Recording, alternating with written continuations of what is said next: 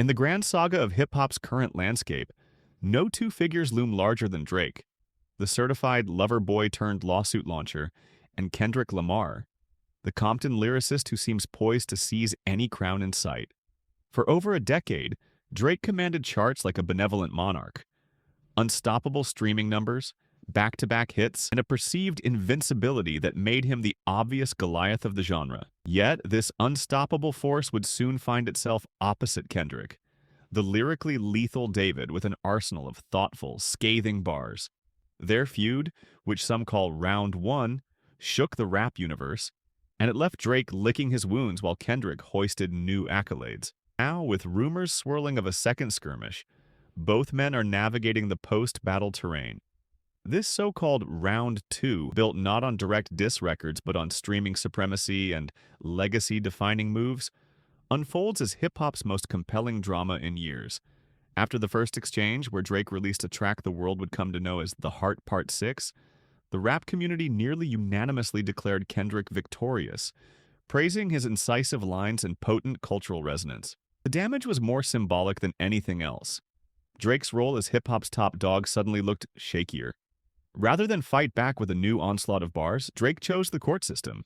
The Canadian rapper began suing over Not Like Us, an alleged defamation suit that many fans deemed an attempt to bury a surging single that threatened to become one of the biggest hip-hop tracks of the decade. Some commentators viewed this move as an act of desperation. After all, Drake's entire mystique rested on his ability to outstream, outsell, and outlast any opponent. If numbers were the measure of success, Drake long held the metric in his favor. From 2015 onward, he reigned as the most streamed artist in rap, breaking his own records year after year.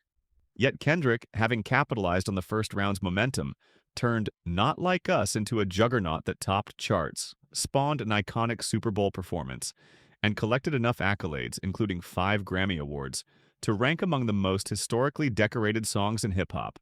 That alone rattled Drake's fortress.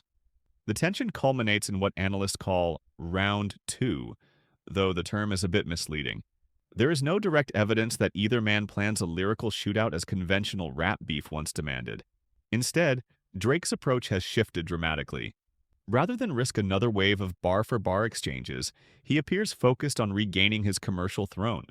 If Kendrick's presence on the Billboard Hot 100 is any indication, the competition for that throne will be tight. Kendrick has repeatedly blocked new Drake releases from the top spots, even though Kendrick's album GNX has been out for months. Tracks like Luther and TV Off show no signs of surrender, consistently overshadowing Drake's latest offerings. Meanwhile, Drake's immediate post-Round 1 actions seem designed to manage public perception. He wiped social media clean of various references to his and Kendrick's animosity. He performed in Australia, far from the Super Bowl mania that crowned Kendrick's performance a triumph, possibly seeking fresh audiences immune to the ongoing scandal back home. He released a collaborative R&B project, light on chart impact, heavy on moody melodies, to buy time for a more defining statement. Critics and fans alike suspect that Drake's next solo album is where he will finally lay everything on the table. That album, teased as one of 2 crucial chapters in his career, may focus on reasserting himself as a formidable figure in hip-hop, tackling the controversies head-on, and crafting the kind of classic that fans have waited for since his earlier successes. While Drake tried to regroup, Kendrick charged forward with a busy schedule that underscores his dominance.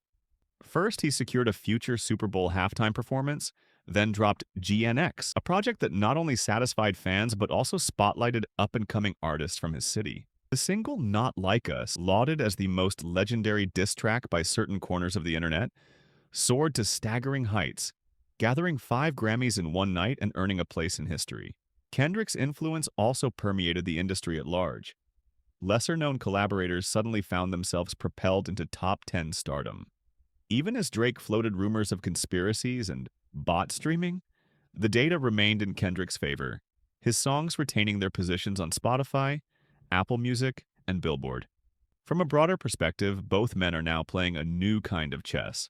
Kendrick's content suggests he aims to cleanse hip-hop culture of the materialistic, hollow ethos that many have come to associate with Drake's brand. He touches on topics of legacy, artistry, and the soul of rap itself, effectively positioning his message as an evolution of the genre's social consciousness. Drake, once heralded for emotional transparency, has grown more guarding his personal narrative behind cryptic Instagram captions and allusions to unsettled personal matters. One of these allusions involves his health, referencing a pill named Zofran, traditionally used for surgery-related nausea, and stirring speculation about rumored cosmetic procedures. Whether he addresses these rumors directly or not, Drake seems primed to speak more candidly than ever, aware that honesty might be his last currency in an environment where pure lyrical bravado no longer suffices. Several times, academics, often perceived as Drake's mouthpiece, claim that the industry is stacked against his hero. He accuses the labels of petty payola, insinuating that hidden hands manipulate streaming numbers to favor Kendrick. Yet the broader rap community remains skeptical. Most see Kendrick's success as a natural outcome of masterful lyricism and thoughtful artistry finally receiving its due. In this sense, Round 2 no longer resembles a quick spat settled by a single decisive track. It's an unfolding journey of who can claim the cultural mandate going into the remainder of the decade. Both artists have their eyes on future releases. Kendrick is set for a stadium tour with SZA, who boasts significant clout of her own, and there's talk of a new Lamar film with the creative minds behind South Park. Drake's next big move will reportedly be his introspective hip-hop album, a chance to reconnect with fans on a deeper level. For the first time in his career, it isn't a guaranteed lock that Drake will overshadow all competition. The fact that Kendrick's older releases can still block Drake's new singles from the top 5 underscores how precarious his lead has become. For Drake to preserve his status as the perennial top seller, he may have to deliver music of a caliber he hasn't touched in years. What resonates most is the question of legacy. Round 2 is not simply a matter of dethroning an adversary. It's the test of whether Drake can maintain his stronghold or if Kendrick's ascension is all but secure. Each week's Billboard updates, streaming tallies, and rumor mills feed the intrigue. If Drake finally crafts an album that merges emotional depth with innovative production, he could recapture the conversation. If Kendrick continues pumping out stadium-worthy hits while pushing creative boundaries, he might outlast Drake's campaigns for relevancy. Both have loyal fan bases, mainstream popularity, and an unrivaled sense of style in their corners. As they drive the narrative forward, the rest of rap's major players watch keenly, conscious that whoever dominates this Round 2 could shape hip-hop's sonic direction for years. This standoff comes down to more than bragging rights. It touches on the essence of hip-hop's future. Will it favor introspection, lyricism, and cultural critique?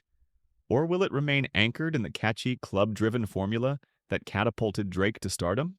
Kendrick's moves indicate a belief that rap can be a platform for deeper messages, bridging mainstream success with soul-bearing poetry. Drake's challenge is finding a way to evolve without losing the core identity that made him ubiquitous for so long. Some fans hold out hope that their rivalry will bring forth the best work from both, ushering in another golden era of rap competition. Others believe that Drake's time might be waning, pointing to the stumbles: legal action, questionable streaming data, lukewarm critical reception that chipped away at his seemingly unassailable brand. No matter the outcome, the story of Round 2 stands as one of modern music's most captivating narratives. Drake, once unstoppable, must now rise above adversity or risk letting Kendrick assume the cultural mantle unopposed. Kendrick, having proved his rap prowess, must sustain his momentum and turn critical triumphs into undisputed chart rule. Their moves will remain inextricably linked, each releasing music, booking tours, and dropping cryptic hints aimed at besting the other. And though fans speculate about clandestine battles or hidden subliminals, the real fight seems to revolve around who can carry the torch for the rest of the decade, whose music will define hip-hop's voice, direction, and substance. That's the essence of this uncertain, uneasy, and thrilling Round 2. Until both men complete their next albums, the final verdict remains unwritten. In a game fueled by numbers, accolades, and intangible influence, every track, post, and caption weighs heavily. The champion will not be crowned by a single punchline, but by staying power. Whoever captures the hearts and minds of a generation, eager for something real, even if it's draped in commercial success. The stage is set, the crowd waits, and both competitors appear ready to shape an era.